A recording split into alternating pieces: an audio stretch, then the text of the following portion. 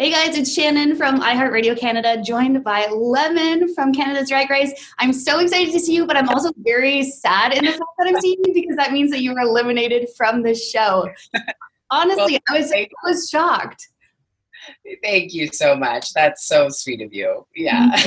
Were you that surprised that you were eliminated this episode? I mean, honestly, Drag Race is the kind of show anything can happen at any time. So I wouldn't say I was incredibly surprised. You know, every single week is a brand new week and any little thing can throw you off. And when you get to the top four, you're competing with the best. And, you know, one little mistake sends you home. Yeah, but you made it that far, which is incredible. How is it like? Exactly. How is it like for you now to watch the episodes back and especially like see everyone else's reaction from watching it too? It's really, really cool. Everyone has been asking me like, oh, how is it watching yourself? And that's, for me, that's not the weird part. The weird part is that I'm watching like my 11 best friends, like, you know what I mean? And like going through what they were going through, because obviously you're so much in your own bubble when you're there and it's so intense and there's so much, you know, going on. But watching what my 11 close friends were going through is really exciting. And I think that's probably my favorite part. Yeah, and something else that everybody loves from the show is the friendship that you and Priyanka have. Did you guys know each other before the show started, or did that form on the show? Yeah, it just formed on the show. I had never met her. There's something about Priyanka. She just has the most magnetic energy and she's just so cool. And as soon as I met her, I was like, you're going to be my best friend. And she was like, oh, I don't think so. But here we are. Look at you. Is it hard to be that close with somebody, but then also be that close to the end of the show where the competition is so tense?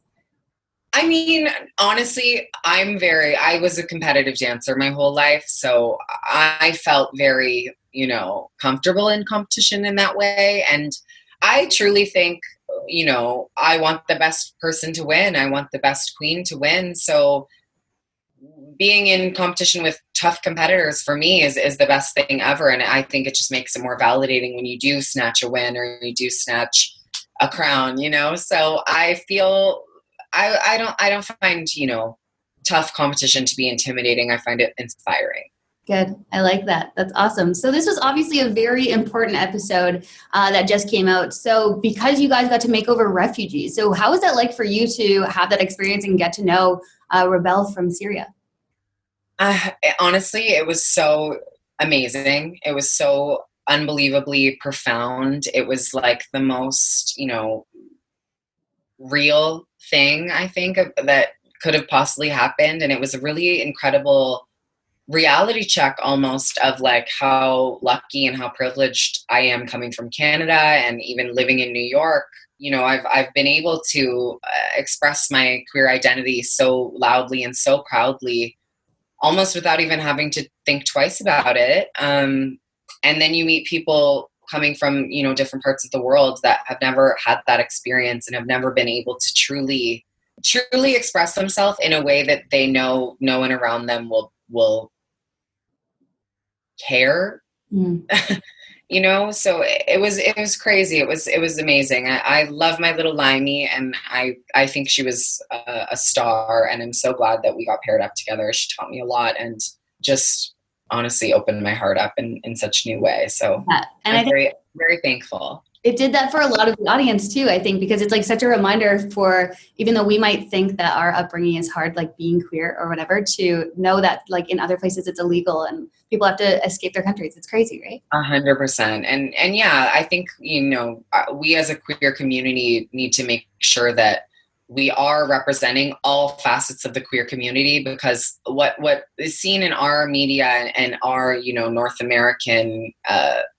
accessibility is seen around the world, and you know, it does open people's minds and it does open people's hearts. And I hope that, you know, it's crazy to think that drag will change so many people's lives, but it's incredible that it already has changed so many. And I'm honestly, what a way to go out on such a impactful episode. Yeah, that's a good way to look at it. That's awesome. You've also had some very iconic looks on this show. Do you have a favorite look of yours from this season?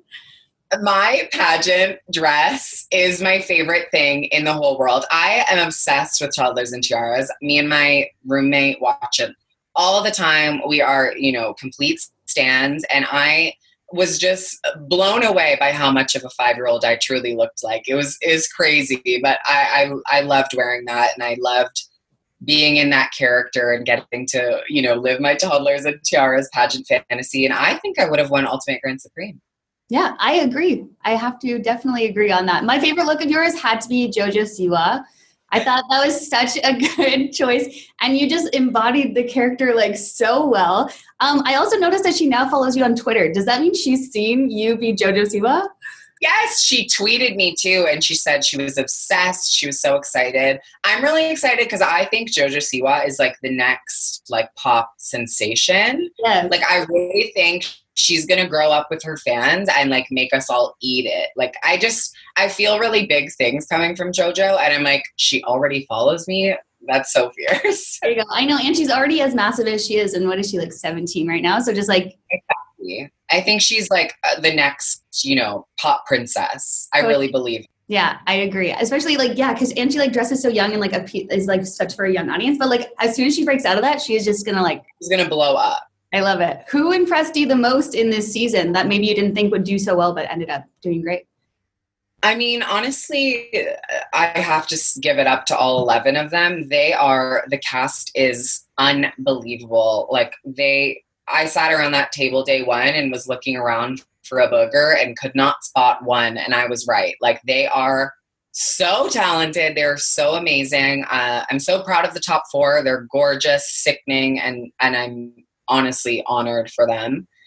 But I would say one person who really, really shook me to my core would have to be Priyanka. She just has such a presence and such a understanding of what, she does and what she has to say. And I love confident bitches, and she's one of them. Love it. Yeah. And speaking of confident bitches, you yourself are known, like since day one, you just like had this confidence and this like aura to you. Where does that self-confidence come from? Honestly, I made it up. Like it's a joke. Do you know what I mean? Yeah. I think when you, especially as a dancer, a lot of the times, a choreographer will say like, who can do this? And the first person who raises their hand and says like, me, gets the part. Mm. So it's kind of been trained into me that if someone says, do you have this? You say yes. Yeah, I think I have this like delusional air of self-confidence that truly is just that. Like it's delusion. I've convinced myself that I'm flawless, and everyone else seems to believe it. So I'm just going to keep running with it. I love it. It's like fake it till you make it, right? Honestly, fake it till you make it is the best advice in the world. Love it. Awesome. Lemon, thank you so much for taking the time. I really appreciate it. Thank you so much for having me.